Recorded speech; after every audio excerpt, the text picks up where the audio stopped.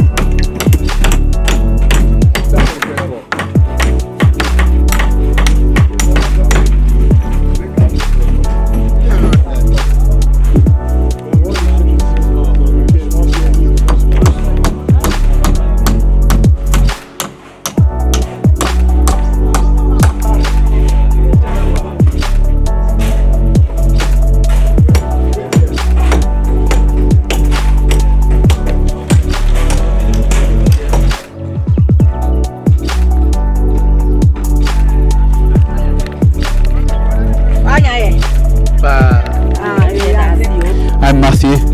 And you? Joseph Johnson. Yeah. Here is Tapa Amanya. What's your mission here? Our mission here, I travelled here personally 15 years ago, and I worked with Daniel, the head mason, on the library project. And sadly, Joe's brother in this time passed away. He was in the team with me that travelled here originally.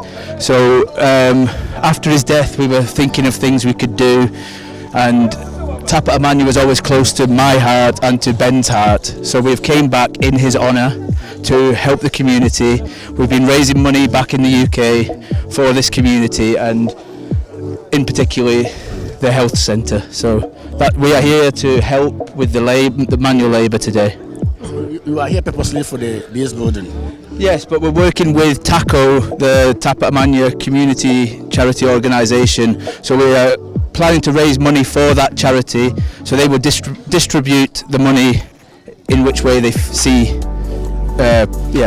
correct, like their purpose. So we're supporting that charity, but we're here in particularly for the clinic. So I say this is not the first time we've been to. No. Okay. So after this program, let me ask you, after this project, what is the way forward?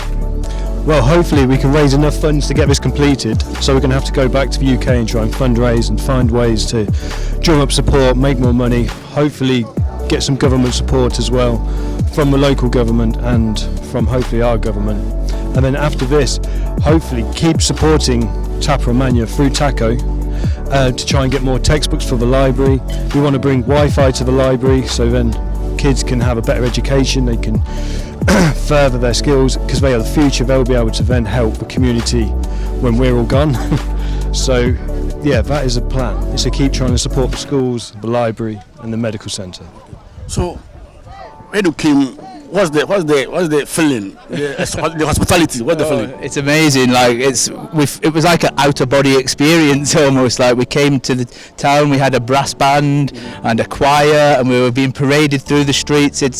We are just two normal men from England. Like it was very overwhelming, but very beautiful. And we appreciate everything that the community and the hospitality they have shown us. It's been, yeah. If someone is watching you right now, what advice do you have for Tapa Amanya people and then the entire area? Just keep working together. Your community spirit is beautiful to see. Like, we do not have this in England, so you keep working together, you keep praying to the Lord, and good things will happen. And hopefully, if anyone else is watching who has a bit of money, they can support this project and TACO, because they really are doing good things. Do you have something that you want to add?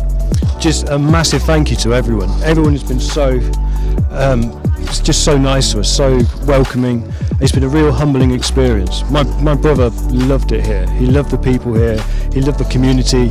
So for us as a family to be able to, when he passed away, we had nowhere to put our grief or our love or our pain that we had for him. But this has helped us so much to be able to give what we have to this community that meant so much to my brother, that really really did make him a good person and a better person, and was a real poignant part of his life. So thank you to everyone in the community. Do you like to come back in? I would love to come back again. I want to bring my whole family here. When this opens, I will bring our whole family. Yeah. My wife, I met my wife here when we were building the library. My wife was part of the volunteers who came here, so we met here. So this has a really, yes, this is my home. So next time I will bring my wife, my children, and yes, we'll definitely be back. We will not forget this community. Okay, thank you very much. Thank you.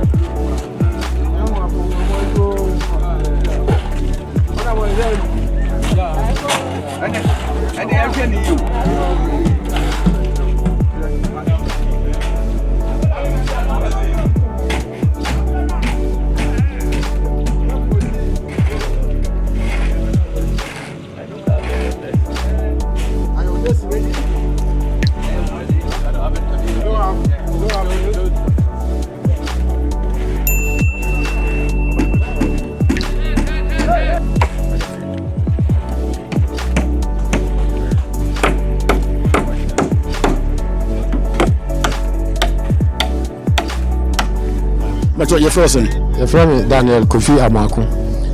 Daniel, so you ba ha you say asafo adwuma bi ekoso wa asafo adwuma ekoso e dey asafo adwuma na ekoso. Oh, me pacho asafo adwuma ekoso no oman no clinical yesi. Na Ghana man ye so oman chief compound. And oman no say chief compound te wa oman no atre akosi no. Ya be ni clinic. Enti clinic no adwuma na ye yesi ya dani chief compound adani ni clinic. Ye hu adwuma sisi a. Nti wan na mamu yes mu sip compound no. Wan dey adwene ba say e wo sem ye ni clinic. Se ne be ye ebeso ye community ye wa ha nyina. Aya Mr. Boatin na nana sanahene na Tapa Amanya mpanimfo nyina na adwene ho se ye no chief compound na emwa ye.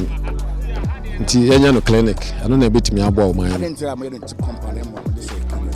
If say corona tre and nkurasi bi wo ye nche omba ha best ayarehwe enti na ye nza na ye be na clinic sanka you say government hospital wa hasi the down na mo eko rara government hospital then this time around my say mo best muslim clinic and enti aye na say say ye nkuro no bi obi po no so ti ansa na ibia obi free bi po so obi duru ha ye say ye de na eko rara no na ahwe na oye ne bi akoto ye tina ye say na ye clinic no ha ebro ye so a na fe ya to anu rara me ba me hwe me wo say clinic me clinic ketu akra ye clinic kese pa o hwe ye wars ahene wo mana say rooms ahena e wo rooms awo mu no ya wo maternity ward kura wo ena ya wo delivery ward ena ya wo special ward ansa na ya wo ward main ward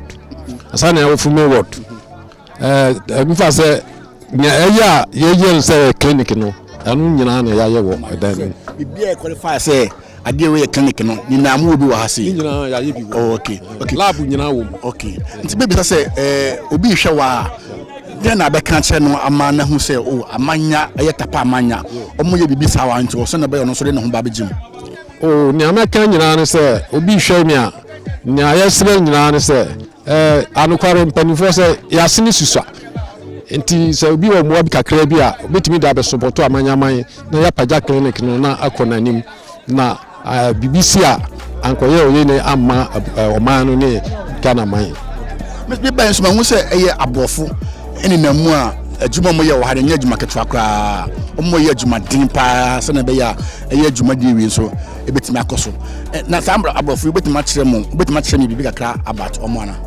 anukura abrafo no de metimi akire ho abakosem kakra em se na okufo sekire wanya no ba bi ko ono na de won ba krom ha bebo aye me esi library na me chief mason a me ni on na o me nko na me ye bibini a me wo ma me ni o ye adwuma sa ye si library ni wi no ti me aye be start clinic ye to ye safro no so ɔma bɛyɛ bi wɔ ha da enti ɔmba bɛ support yɛ na ɔma bɛ boa yɛ ɛno nti na ɔhu wɔ ha ina that means ɔmo wɔ ha wɔsi bu no fi ne kurom abokyiri abedu ha no na because of ɛyɛ clinic ya musinti ɛna mo aba mpacho han ɔno nti na ɔma ba sɛ ɔmo so ɔmo de ɔmo ahoɔden kakra ba bɛ boa yɛ na clinic na kɔ nanim why contractor ya wona woda adwumadie we ya no no wo hwɛ abɛyɛ how many years ana how many months na motimi need ayesa adwuma ni na wie sɛ yɛnya asresɔfoɔ a ɔmbɛ so yɛ asren pa de a nka cha by next year by this time de na nka sɛ yɛwi ɛdan no na sɛ yɛanya asresɔfoɔ de ana bi a bi timi ateki yɛ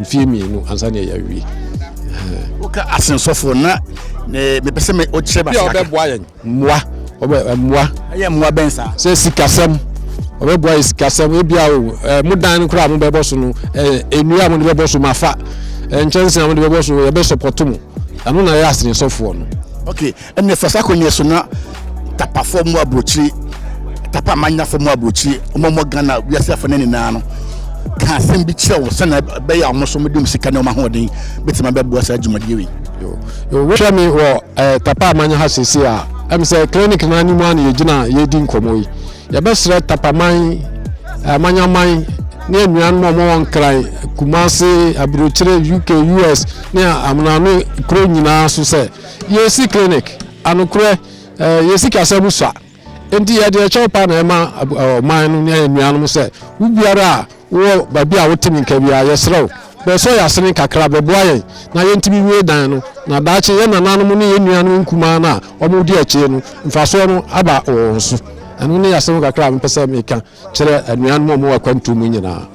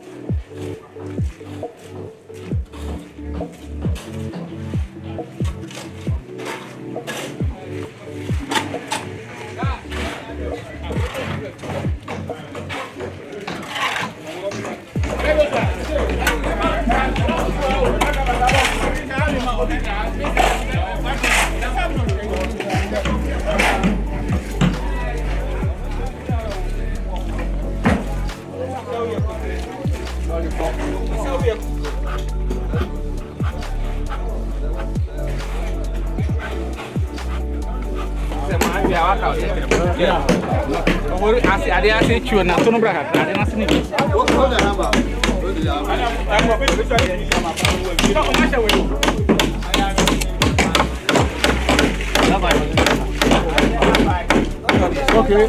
Me dey continue anyway no.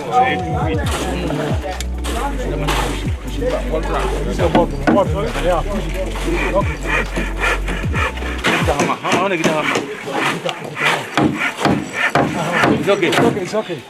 Good here.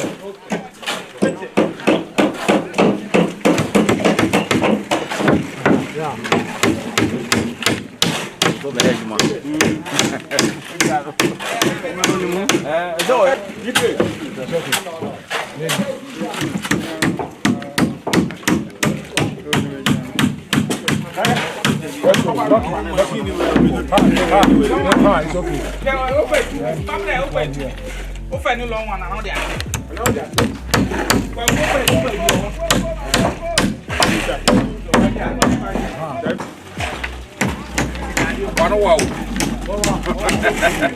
It's okay.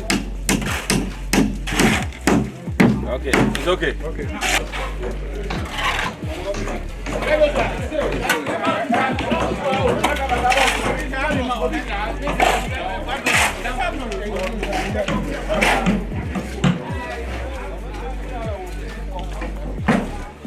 ye wabusuafo yegusu wo eye Tapa Amanya eye babia omu si eye fenesen omu clinic no na ye ba enso ye be hu eye Tapa man no ewa ha Tapa Amanya mpanifo ewa ha no ma omo so modi mani wonyam e ba beta eye sa dwumadie we achi eye sa fadwuma we achi ti ya ba ide e be se no mo bedin nkomo kakra no mo so ma kire ne nti a omo ha na pacho ye frosin Ye from me, and Yaa Brefo Amanya him.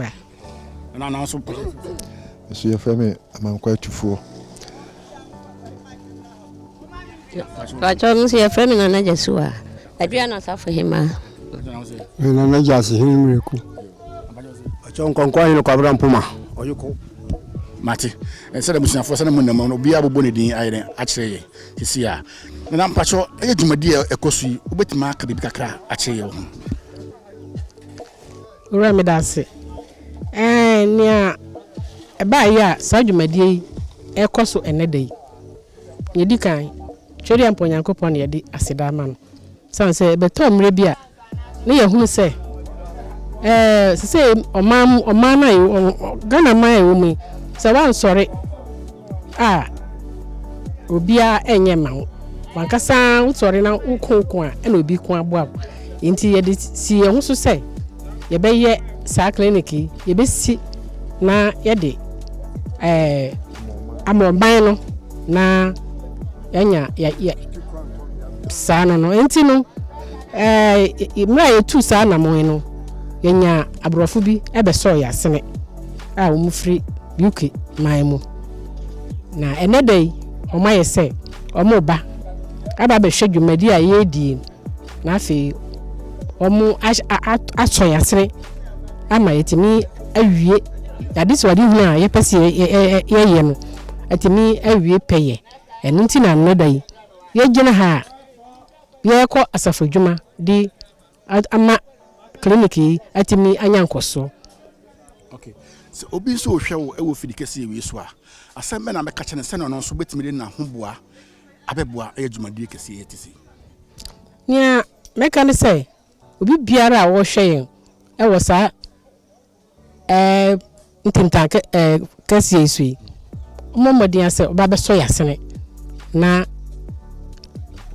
pontudwuma yede asie ni so se yeye ebenya koso na mpo ye wie we krampo a yebesan adi fufuro so asie ni so na ama yekuro so abaye krabehwe bibi wo ho a opeso de to aban nanim anase bibi wo ho a mukuro yi mu hia afiri aban ho no de ade wo ho a ye hia fi aban ho pa na clinic ya ye civic afache o man no ye wie na aban no anso mu a ya ho de no bedu baabi na asan ba fam ti ebe hia se aban no ye wie a aban no bebam na obema ye adwuma ye fro se de be ya clinic no ade so ade hu a ye wo anti a ye si clinic no ebe ko so wano amaye na ye benya onwa nurses for ne maternity ayifo awon behwe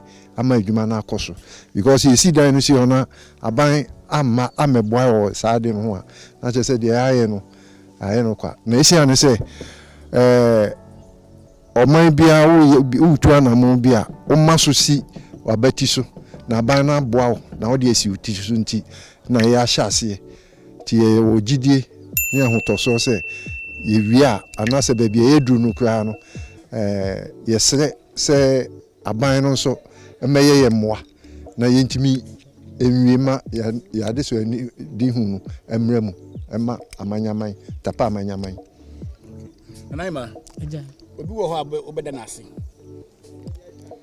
aside di kana me de ma otwedi amponyankopon ye taso mienu me de ma ye opinion leaders a ewo amanone ena ye taso miansa ewo amanone ne nkran ena abrochirefo abrofo nso a won abai de asidra a eni awie ena ye de ema wo na me bompa ema won sai emo biara a wo maye se won beboa ye no yakopon ma wa hoden no na on show on show on den na o matimi abeboa ye ama adwumadie abamu na amanya formula ntie wo artisans ne maba ma ye konsuo amanya mpanimfo a wo de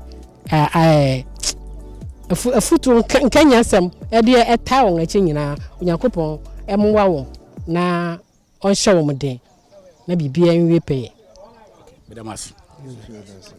Hold the hammer. Hold the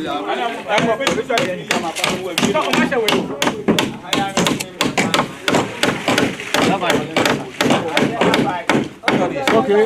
Me dey question anyway no.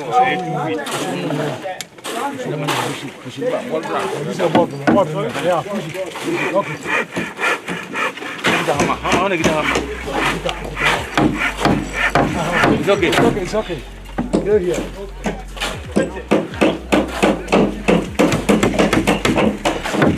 Yeah.